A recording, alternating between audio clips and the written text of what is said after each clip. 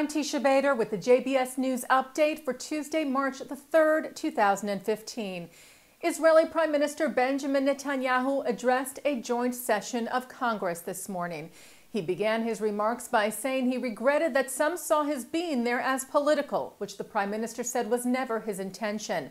Netanyahu thanked Democrats and Republicans for their common support of Israel. I know that no matter on which side of the aisle you sit, you stand with Israel. Netanyahu also said Israel was grateful for the support of U.S. presidents over the years, from Harry Truman to Barack Obama, and that he was grateful for all the current president had done for Israel. The Prime Minister said he was before Congress because of, quote, the threat to the survival of my country and future of my people. He cited the Jewish holiday of Purim that begins tomorrow night and the threat then posed by Haman to destroy the Jewish people. Today, he said, the Jewish people face yet another Persian potentate to destroy us, Ayatollah Khamenei. Netanyahu said the threat from Iran was not just a Jewish problem, referencing all the terror groups backed by Iran around the world. And regarding Iran fighting ISIS, Netanyahu said both groups are fighting for the, quote, crown of militant Islam. So when it comes to Iran and ISIS, the enemy of your enemy is your enemy. The greatest danger facing our world is the marriage of militant Islam with nuclear weapons. To defeat ISIS and let Iran get nuclear weapons would be to win the battle but lose the war. We can't let that happen.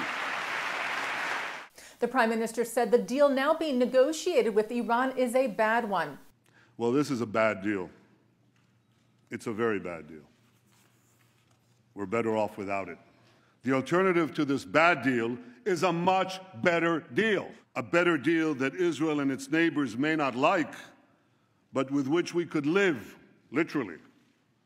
And citing poet Robert Frost, Netanyahu concluded his remarks. The difficult path is usually the one less traveled, but it will make all the difference for the future of my country, the security of the Middle East, and the peace of the world, the peace we all desire. Netanyahu added that even if Israel has to stand alone, it will stand. But I know that Israel does not stand alone. I know that America stands with Israel. I know that you stand with Israel. Dozens of Democratic lawmakers, meanwhile, absented themselves from Netanyahu's speech today. The latest to announce this morning were Senator Elizabeth Warren of Massachusetts and Jewish Senator Al Franken of Minnesota. Franken is the sixth Jewish lawmaker who decided to skip the speech. According to the Huffington Post, the senator said it was unfortunate that the speech had become a, quote, partisan spectacle, adding, I'm confident that once this episode is over, we can reaffirm our strong tradition of bipartisan support for Israel. U.S. National Security Advisor Susan Rice addressed the AIPAC policy conference yesterday, where she talked about the Iranian threat as well and said it was unrealistic to completely prevent Iran from developing nuclear energy. As desirable as that would be, it is neither realistic nor achievable. Rice argued that without a deal, Iran would rebuild its uranium stockpile and the, quote, unprecedented sanctions and transparency we have today would be lost. She also reaffirmed the U.S.-Israel relationship, calling it a, quote, alliance between two nations rooted in the unbreakable friendship between our two peoples. Rice said it is not negotiable and it never will be. U.S. President Barack Obama weighed in on the controversy over Netanyahu's speech to Congress. Earlier, before the speech, in an interview with Reuters yesterday, the president said of the controversy and of the U.S. disagreement with Netanyahu over the Iranian issue. When we think it's permanently destructive, I think that it is a distraction from what should be our focus. And our focus should be, how do we stop Iran from getting a nuclear weapon? French news agency AFP reports that the Palestinians are planning to file their first complaint against Israel for alleged war crimes at the International Criminal Court in The Hague on April the 1st. This according to PLO executive member Mohammed Shtayyeh. Shtayyeh said the complaint would focus on the conflict with Gaza this summer and settlement activity.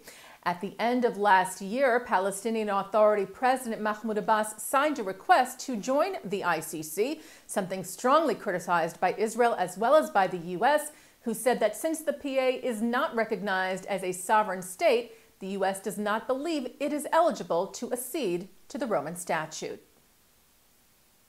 And turning now to our programming for tonight, Tuesday, March the 3rd, at 7 o'clock, Pulitzer Prize winner Lucinda Franks discusses her new memoir, Timeless, Love, Morgenthau, and Me, with her husband, former Manhattan DA Robert Morgenthau, and moderated by CS News anchor Dan Rather. That's from the Skirball Center of Temple Emmanuel in New York City.